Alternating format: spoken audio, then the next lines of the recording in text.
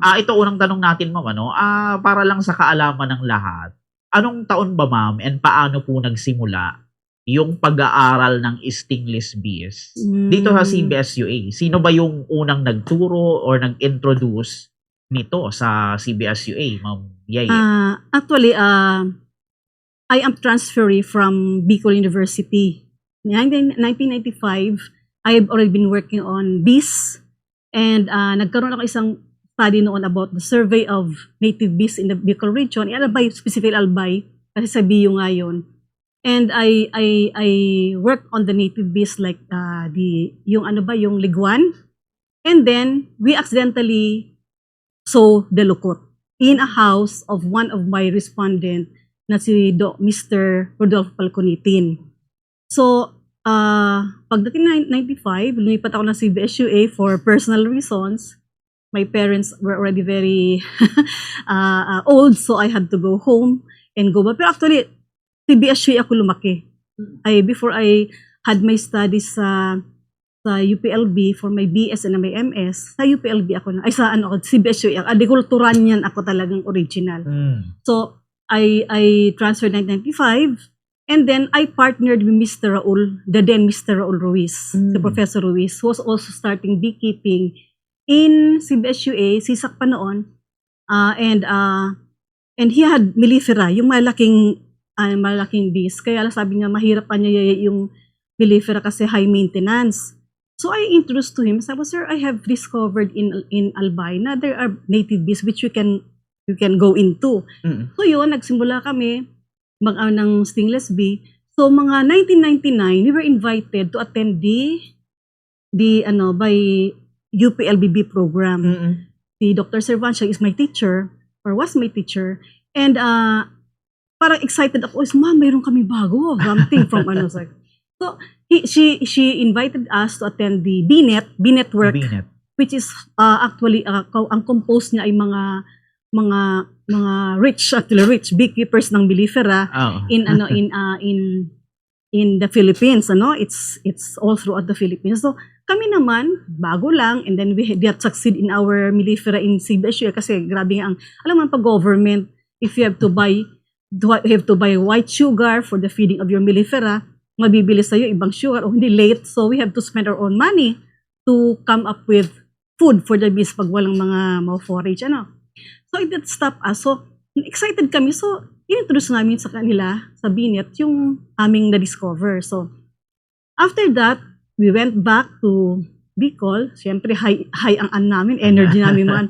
Kasama namin si Mr. Palconitin kasi he became a very close friend of ours.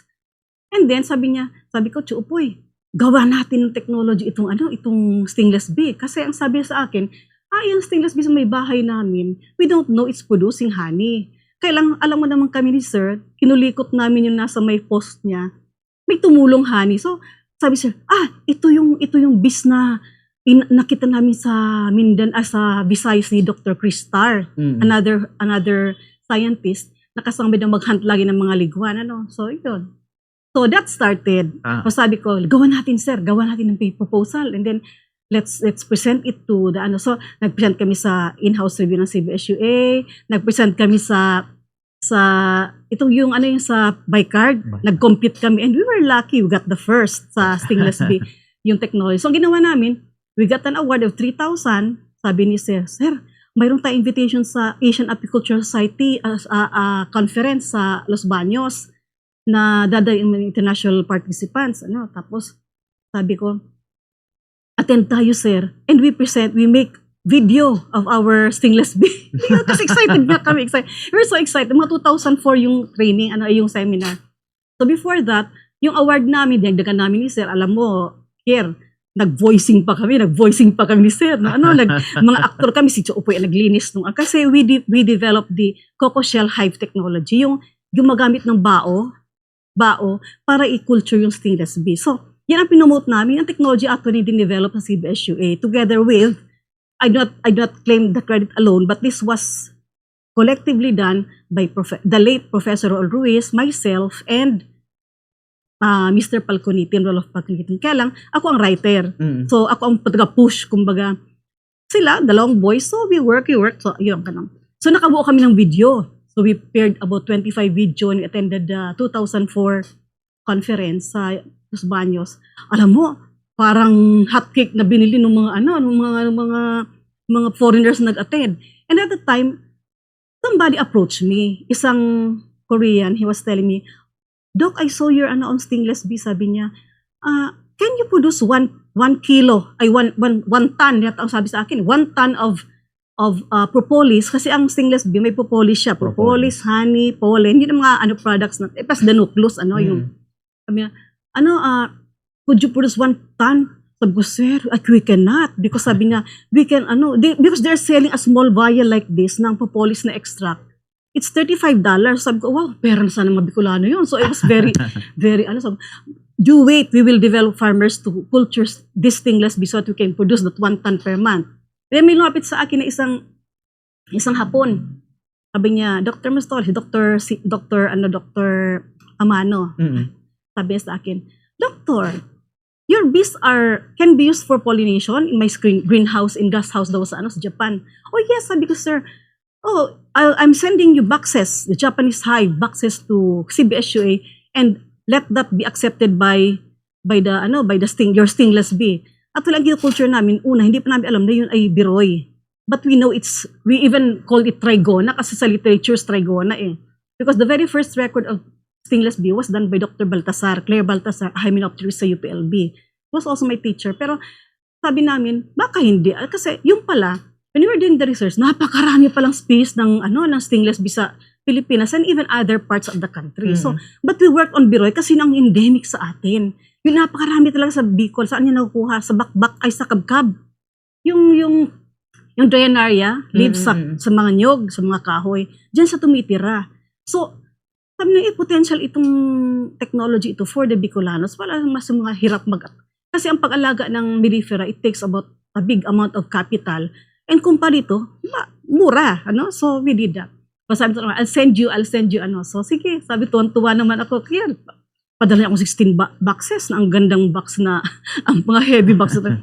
Sabi ko, "Sir, if that will be accepted by our bees, please import from us colonies of stingless bee to Japan so that we can have a lot of income from the Bicol region." Sabi, "Yes." So, pumunta siya, nagpa-seminar kami, nagpa-training kami. After, nagpa-training kami, 2004 yun, Then after that, nagkaroon kami, sumali na kami ngayon sa a bigger group of association na composed of farmers, mga beekeepers, and academe. Ito yung tawag namin na BAPI, Beekeepers Association of Philippines Incorporated versus the BNET. But before yung BNET, we were helping them when they come over, mag-visit sa mga farms, we assist them. But later on, I don't know what happened, pero lumalampas sila sa amin sa CBSU, dumidiretso sa farmer namin ng mga so it's okay. At least that's for the benefit of our farmers. But yun, ganun nangyaring kwento. Pero kami naman, naging active kami sa BAPI. So we sponsored at least siguro 2 BAPI conference dito sa Bicol. And even Dr. Amano came, yung Japanese came to talk. And then, naging kami, because of that, naging CBSUA. Nagpa-approve kami sa Regional Development Council na maging Regional Center for Apiculture. So, saan kami nag-connect? Sa DIMSU. Ang National Apiculture Center is DIMSU. Is the Don Mariano Marcos Memorial University, which is found in Bacnotan. So, doon kami na-connect and kami ang first satellite na na-create nila. Kaya kami ang Regional Center. So, with that, fast forward, dahil Regional Center kami, and that was because of the support of the former President si Dr. Wilfredo Olanyo, si Sir Olanyo. And then, sinuport din kami, nung mag-retire siya, inassist kami very supportive din si Dr. Marito Bernales. So, doon kami naging, time Sir na Marito, 2007, naging center na kami. So, yung lumang seed bank, wala kaming office. Sabi ko, Sir Ruiz, "Sir, we have to have an office para maging regional center." So, yung seed bank, if you look at the center now, it's very beautiful na. Pero noon, Diyos ko, dilapidated building, kami naglinis, we funded all the repairs there without so much support from CBSU. Pero okay lang. Sabi, is our passion, sabi namin. Passion natin, sir. So, diyon.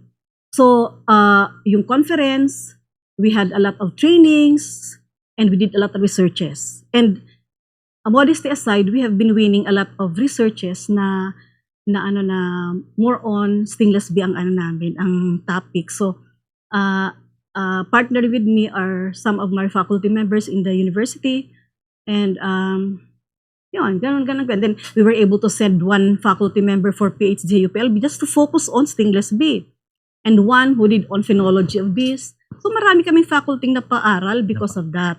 So we were thinking na with that, pwedeng maging very strong ang CBSUA, and we can really be identified as the lead in the stainless B. Actually, number 2 question mo, parang nag-aano ako ng mga lumalampas na. But then we can support this with pictures, literatures, and ano. So I do not say na there is a something versus something about the ownership, ano. But what I'm saying is that kami nagsimula, kami nag-introduce. But if they claim the ownership because they're faster to get this patent, everybody knows. Kasi ever since sa DIMSU, everything mag-train kami, gumagawa kami ng mga brochure, we introduce it, we give lectures. Kaya nga ang CBSUA noon na-declare as ang mandate ng center is actually on stainless B.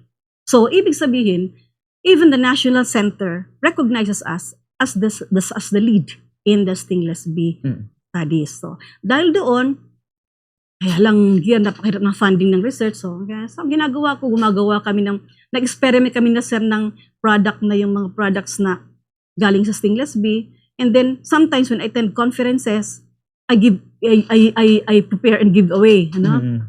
So, one time, nag-attend ako sa DA bar, and then, nakita nila yung aking cream na lumuluha. Okay ang cream mo, yaya, ginamit namin. Kaya lang lumuluha ang label mo. Sabi niya, kasi we just make it out of our passion lang ng gumawa. So, ginawa namin siyang parang label na yung sa computer lang baga. Pag nabasa, magluluha. Kaya sabi niya, lumuluha. So, I have 1 million here. Sabi ni Ibs na, Juanilio, I still have 1 million here. Do you want to prepare a proposal para sa 1 million na yung processing project na namin? Ay, tuwan-tuwa naman ako. So we had that 1 million from DA Bar. We're very glad that DA Bar supported us with our activities with stainless B. And although yung ibang university naman mayroon naman project with them because they the connections, etc.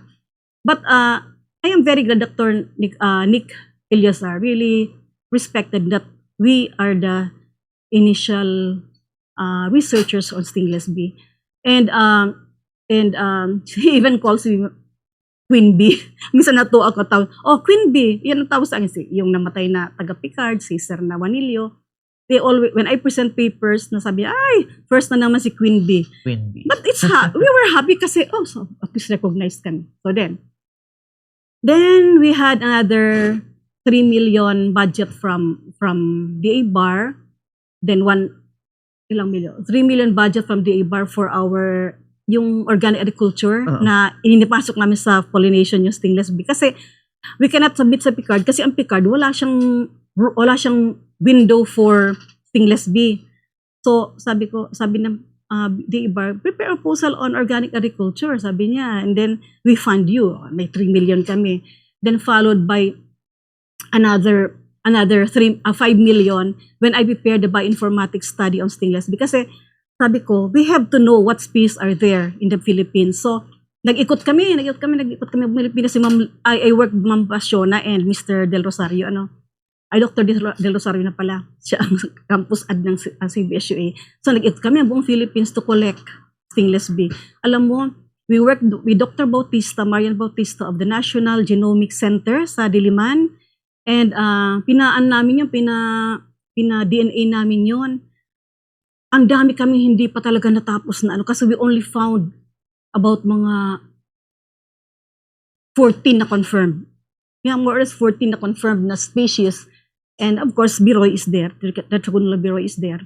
And may nag-study naman sa amin, yung nag-taste sa amin na nag-PhD sa UPLB, na faculty member na pinaaral namin dahil sa center. but she opted to handle Kanar rather than being head of the center. So anyway, contribution din yun kasi she got several species also of stainless bead. But I do not know if she was able to submit this sa national, yung nag-ano ba sa taxonomy, ng mga species, nag-confirm ng species. But I have a friend from Malaysia who is handling yung Institute of Meliponiculture sa Malaysia, si Dr. Abu Hassan. Sabi niya wala daw siya nakitang species na reported pa ng Philippines sa international nomenclature. So, wala na, hindi na ako nag-follow up niya kasi nag-retire na nga ako. So, when I left CBSUA, I told, Ma'am, isa pala, before I left, I prepared a proposal on community as a community, pag-assist community from the ABARN ang fund noon, that's 5 million also. And then I was very lucky because I got a funding from Shirka, yung SFRT na sinasabi na short funding, small fund for research and extension. I got $12,000 to do on stainless bee. And dinevelop ko doon yung community-based beekeeping, stainless bee sa Bulusan at saka sa Kasiguran. So I was opting buong Bicol, kaya lang hindi daw kaya ng pera nila. So sabi niya, just choose one province and maybe later on you can have another province, etc. But then I retired. So that is so iniwan ko na Lil, mampasyon na yung work on community-based. But I was still able to give lectures on that. Pero kasi 2021 nag-retire na ako. So I left that, but I retired, but I was not tired. I am still doing some research, not actually research, but community work and also helping other entrepreneurs to come up with the And then I strengthened I made a company. I encouraged my husband to go a company, yung EcoBees and You. Kaya napakahirap pala may company ka kasi you have to do a lot of things yearly. Sabi ko, husband, pagod na ako. Sabi ko, I think we have to stop registering company. Sabi ko sa mga anak ko, do you want to get it? Sabi ko, but they are busy with their children. Sabi ko, husband, sige, tama lang itong ganito. May magtawag sa atin mag-lecture, may bumili ng colony sa atin, go tayo. Pero yung nakauna na ba kami ng kasi ang halos karamihan ng mga colonies from Bicol, nakadistribute siya ng colonies all over the Philippines. And actually, not only ako, may nag-distribute din yung mga trainees namin, ni Graho, ni na Henry Rafael, tapos sino ba yung mga nagbibenta na sila, mga Palconitin and Broquesa as far as Mindanao. Kaya yung mga naan doon, mga Bicolano yun, mga this. Kaya, what can you say? If Trigonula Biroy is in the other parts of the country, that means it's Bicolano technology. I don't need a patent. I just have to say that we work very hard, and I do not want to make any quarrel with anybody with the UPLB because it's my alma mater also, and actually it's only one program which is actually having some I don't know. Basta, bahala sila. If they want to patent it, it's okay. But at least ako, I have done my part. I have taught many people to work on this. I have been recognized by the Philippine Association of Entomologists and even the PMCP for my work on stainless bee. And even the PAE invited us to make an exhibit on the technology in 2015. So, recognized ng mga entomologists na ang stainless bee ay CBSUA nagsimula. So, that's all. Okay. Yun. Ito mo isunod kong katanungan, ma'am. Baka nasagot ko na. May mga records ba kayo, ma'am, or proof na naitago? It's all here. Photos, notes, or research papers? We have research papers. I made several brochures on stainless bees. And then I published several publications on stainless. Actually, mayroon akong isa sa academia which I published through Abu Hassan, one chapter of that, na internationally, na-redistribute internationally. And then, mostly, because we have enough money for our projects, sa project kong ginawa, lalagyan ko lang publication or printing of na, kasi ang hirap ng printing cost.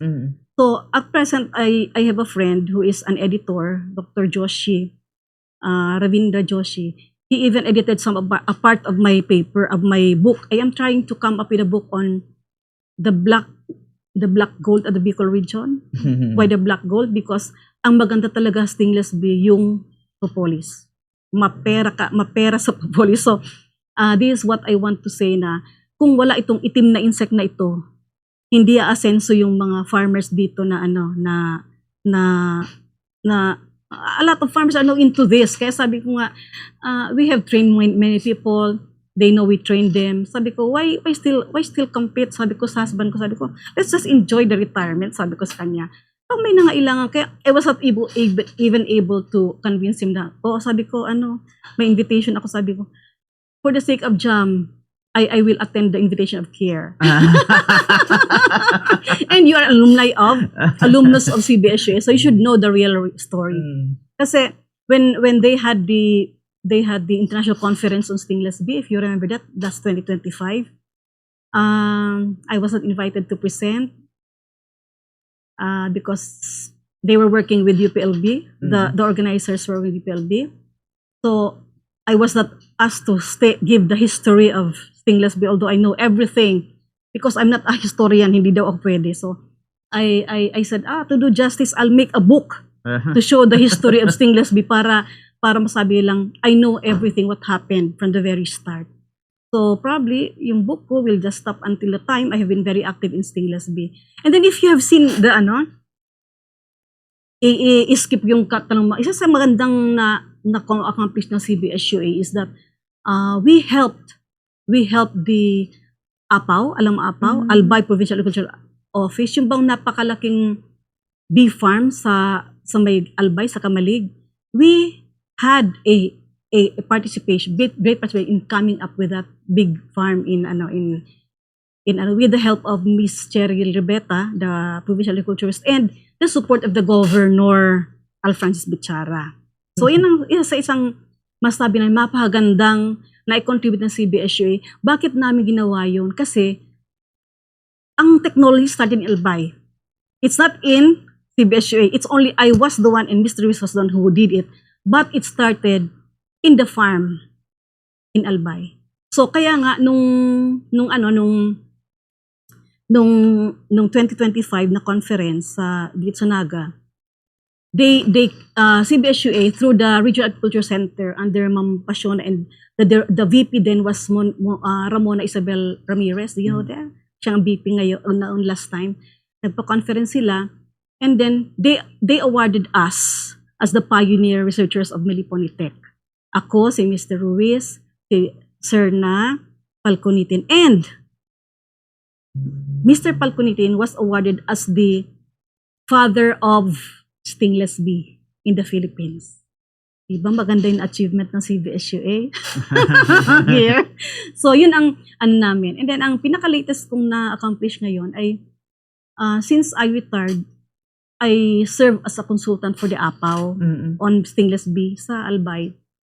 So, but it was only a very short time kasi nung mag-transfer ng leadership, siyempre, nag-election ng governor. So, but anyway, in short, one of my accomplishment there is to look into the colonies, to monitor and attend to the visitors. Plus, yung later part, na-involved ako sa paggawa ng CS, curriculum sa TESDA, 'di ba? Ang TESDA is gumagawa ng mga training design and So I was able to take the lead in preparing the core courses for the stainless B production NC3 ng TESDA. It was just approved this May 2026. Nasa website na ng TESDA. So that's still another thing which I am very happy na kahit hindi ako active sa stainless B, ayun, approved na yung TESDA. So, anybody wants to go into stainless B, andyan na po yung mag-training, andyan po sa TESDA. And TESDA supports our people who wants to learn on stainless B. Diba? So, tama na yun. Tama na yun na siguro naman malaking bagay na rin na i-contribute ko sa Stainless B for CBSUA since I am a daughter of CBSUA Mhm. and for the Stainless B Mm. technology in the whole Philippines. So, Yan. So dito, Prof or Ma'am Yeye, mhm. sa experience nyo, ano po ma'am yung ibig sabihin ng credit or recognition sa research? And paano po malalaman kung saang school talaga nagsimula yung isang study, Ma'am Yeye? Ay, kasi pag nag-research ka, of course, dalang mo yung pangalang university. So, ang very first credit namin ay yun nga sa technology ng Coco Shell Hive Technology. Na ngayon nakakatuwa nga kasi I will usually check people because dahil sa marami na, alam mo ba, nag-communicate, di ba, nababago. Coco Shell Hive Technology ang aming and we presented this in iChair conference even in Ilocos din. And our video na pinagawa namin, nanalo yun ng third, bronze. So sabi ko, ay kami lang ang nag-third pa. But yun ang credits namin. Tapos yung sabi ko sa yung mga researches na nanalo sa national, actually ngayon 2 years ago o last year, yung mga products namin nanalo sa national ng DA bar competition ng mga products na So pag sinabing credit, may sabihin ano nagawa nyo? That's my point. Ano nagawa namin? Ano nagawa ng CBSUA for Stainless B? So I remember nung panahon ni Dr. nung I was still the VP for Research and Development or Innovation. If you remember right, si Dr. Naperi declared na ang Stainless B is the flagship commodity of CBSUA. Kasi for how many years, we've been starting since 2007, panahon ni ng ibang mga presidents, hindi pa siya magawang flagship. So the mere fact na flagship ng president, it's a recognized of the university. Why? Bakit ginawa yung flagship ito? He attended the ACAP conference in Visayas, in Visca. Sabi niya sa akin, Ma'am, pagbalik, Ma'am. Sabi doon sa meeting namin, sorry if President Naperi is listening, I'm just telling his kwento before. Ma'am, sabi niya, alam mo, doon anya sa meeting sa ACAP, everybody were saying, ano ba talaga anya ng inyong flagship ng inyong university? Ay, sabi ng iba, organic agriculture. Nag-aagawan sila ngayon sa organic agriculture. May ibang ganito. Eh sabi, kami anya bis. Sabi nila, I know, kami naman sa bis. Naghabol naman yung ibang university sa bis. Pero kami ang bis namin, hindi nangagat na bis, sabi niya. Stainless B. Yes, sabi daw ng ibang na heads ng offices. Yes, we learned that your university is one of the one who initiated a lot of studies on stainless bees. So sabi niya, pagbalik niya, Ma'am, gawin nating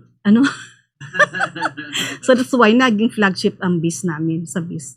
I am very happy Dr. Naperi kasi dahil doon napaayos na yung aming center, kaya ang ganda ng center namin, di ba? Pag magpa-share ka sa CBSU, ang ganda ng center diyan.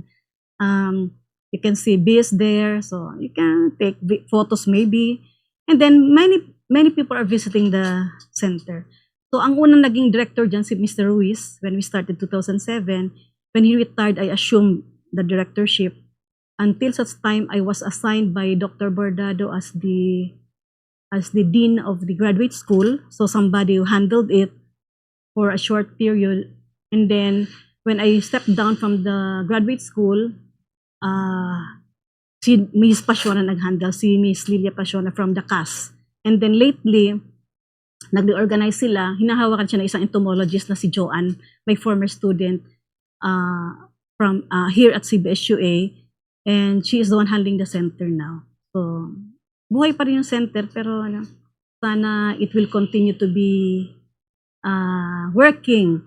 And yung nga, sabi ko, sana, when I left, I was thinking that they will be working on the patent of products.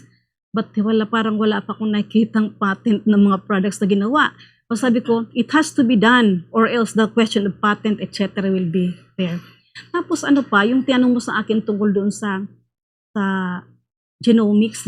We have a study with Dr. Marian Bautista na yung mga bees dito sa Bicol, ipinadala ko sa kanila, evaluate kami, and then inanalyze nila yung genomics nung Tetragonula beroi. So it has a record in the National Center for Genomics sa Diliman.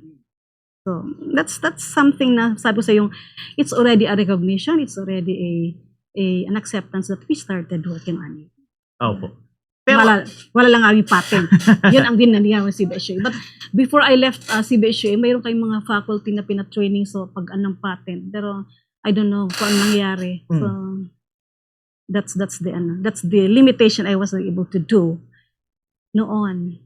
But then we continued working kahit COVID here. We were distributing products na mga disinfectant, na mga sabon, sa mga different barangays nagawa sa stingless bee propolis. So it's already something na naka-reach out kami sa mga barangay. Sabi sa mga relayan. Opo. Pero ito Ma'am Yeye. Naalala niyo po ba Ma'am kung may pinag-usapan kayo, kung meron Ma'am, or collaboration ng CBSUA sa UPLB tungkol nga po sa stingless bees? Specific it's at UPLB. UPLB program. Ayan, UPLB. Kasi it's only a program under the before we had a very good working relationship with UPLB program when we were still active at the BNet. Kaya lang, this is a very, very long story, but there is no union of bees. Hindi nagatrabahong as a bees ang mga beekeepers sa Pilipinas. So, BAPI is another group, BNet is another group, so we were in between. So, alam mo na kung nasa gitna ka, anong mangyayari sa'yo. So, kasi sabi ko kay President Sir, saan tayo magbilong? Doon tayo sa medyo purlang anya, sa mga doon lang tayo sa mga makatulong tayo sa nangangailangan. So, we went to BAPI. So, we stopped our collaboration. But I think somebody from UPLB from CBSU is working with UPLB, specifically on honey. Yeah, she was the one recommended by Dr. Servancia to talk on stingless bee in your program. He doesn't like me because I am very frank. When I attend meetings, we were called by the DA bar to prepare proposals in Baguio. My proposal was presented later than their proposal, so you know what happened. So I was very vocal that we had that proposal. And she recommended a partnership, pero I didn't like to do partnership. In Bicol, ang marayaon ako care. Because when I trust people, I trust them with all my heart. But when the trust is lost, I don't know.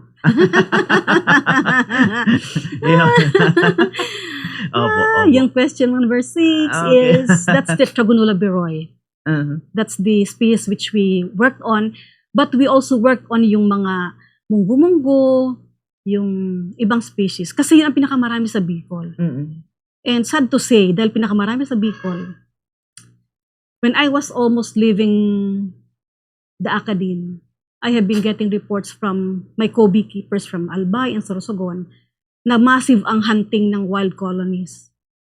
I don't know if you read the news na parang parang may hinuli because of the poaching issue ng stingless bee.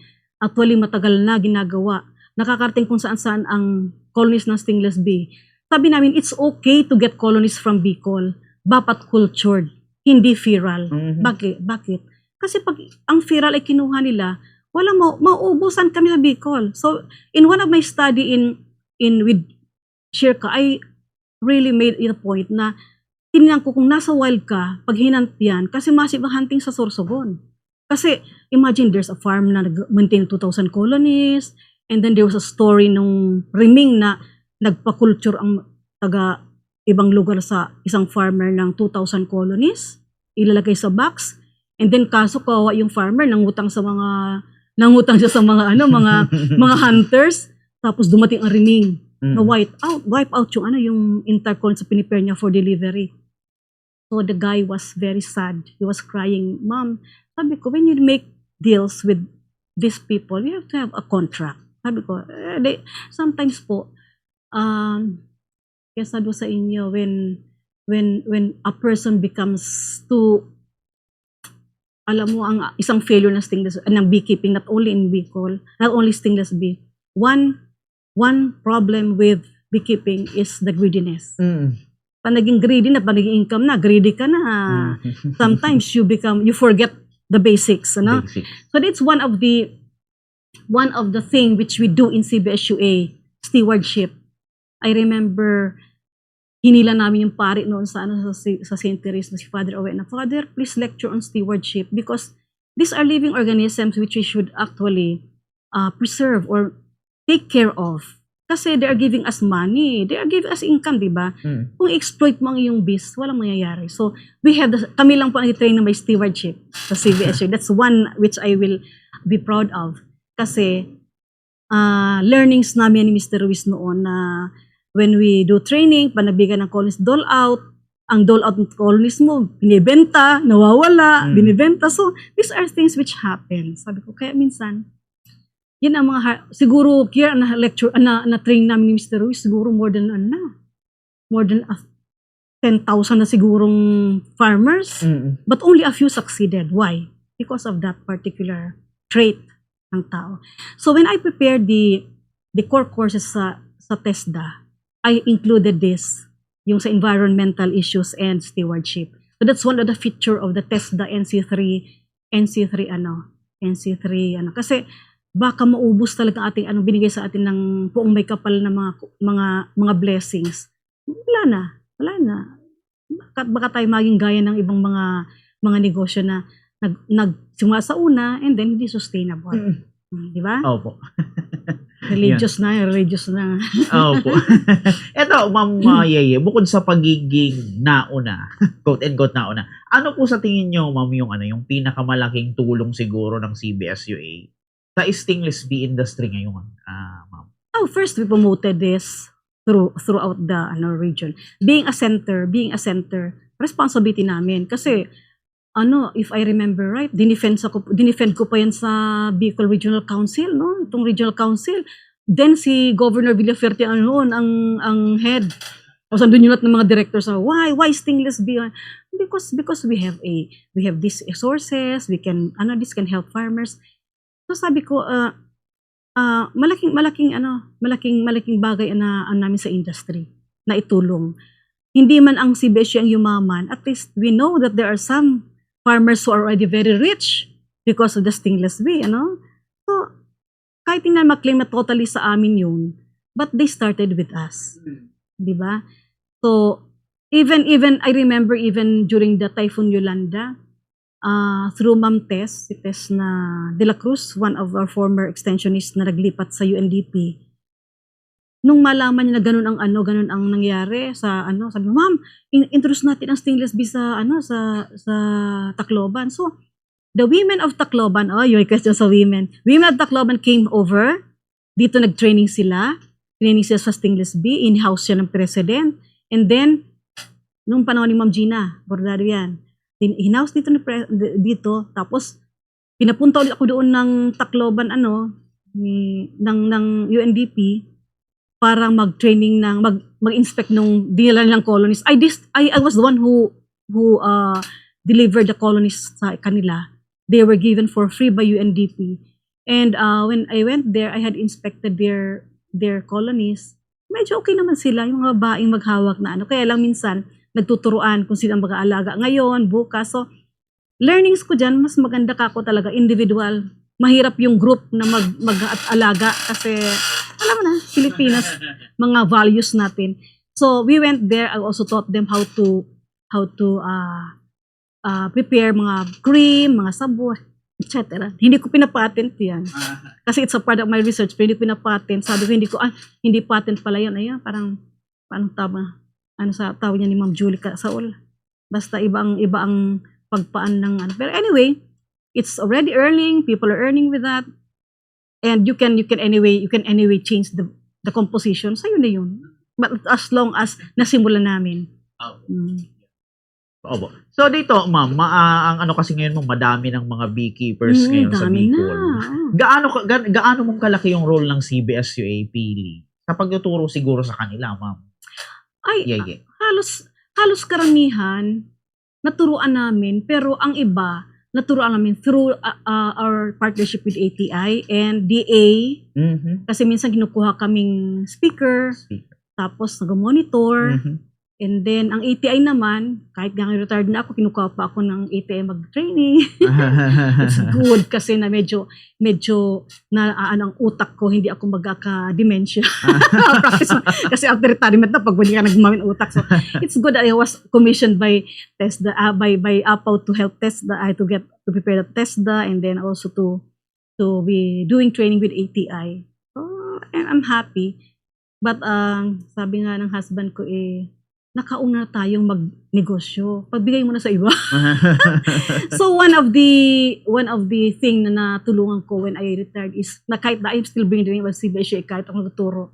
Ngayon, may training ulit ako sa kanila. Sino yung mag-succeed sa ma'am, I was achieved and even by DA. So that's women, mga women. And that, kasi ano na yung data, hindi nila nasulat kasi nanganak. Sabi niya, tatapusin ko ngayon nanay. Susulatin ko yung women in beekeeping because she has the data, hindi niya lang nasulat. Hindi ko pwedeng sulatin. Siya ang nasulat kasi it's her output. Sabi ko, you have to do it kasi I have involved her. Kasi siya din kasi ang tagagawa na aking mga she has a great part also in what I'm doing. So, I have been introduced in 2004. Although I was scanning the literatures, there was a study by Barile and Cervancia on pollination, pollen sources of bees. General siya, hindi lang stingless bee. So nag-focus kami sa stingless bee lang. So, ganun. Then, after one very successful story din is yung Balay Buhay sa Uma. Balay Buhay sa Uma has been getting the Palconitin and Broquesa, yung partner namin na farmer, as their retainer na mag-develop ng farm.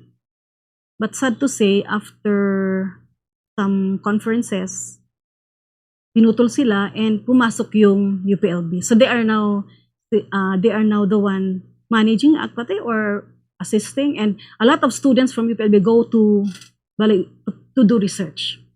So they are doing research here, and now I heard that iniulan ako dito, they are doing some testing of honey through one of the faculty members of CBSUA, not only one but I think 3.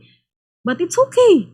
Kasi when you were trying to come up with a laboratory for testing sa DA Bar, yung evaluator namin, sinabi na hindi daw kami capable magkaroon ng testing laboratory. So, let's not go into testing. Let's give it to other people who are capable to test. Yan. Ay, ganun naman kadayan kausap Di doon kami sa farmer, doon kami magturo sa farmer, etc. That's the a lot of heartaches, a lot of people do not like me because I fight for what I know is right. But hindi naman kagaya ng Senado siguro. Ano?